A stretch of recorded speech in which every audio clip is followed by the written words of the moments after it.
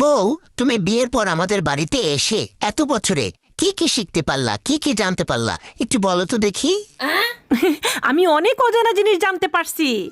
যেমন আমি আমার মা সম্পর্কে জানতে পারছি যে আমার মা আমারে কোনো কাজকর্ম শিখায় নাই। আমার মা আমারে শিখাইছে কেমনে সারাদিন খায় আর কেমনে সারাদিন ঘুমায়।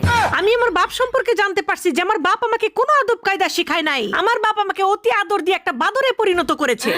আমি আমার বড় বোন সম্পর্কে জানতে পারছি যে আমার বড় বোন আমাকে সারাদিন ফোন দিয়ে খালি সংসার ভাঙার তন্ত্র মন্ত্র দেয়। আমি আমার ছোট বোন সম্পর্কে জানতে পারছি যে আমার ছোট বোন সারাদিন কেমনে দুলাভাইয়ের পকেট কাটা যায় সেই বুদ্ধি দেয়। আমি আমার বড় ভাই সম্পর্কে জানতে পারি যে কেমনে বোনের পকেট থেকে লাখ লাখ টাকা নিয়ে বড় ভাইকে ব্যবসা করানো যায়, এই বুদ্ধি আমার বড় ভাই আমারে দেয়।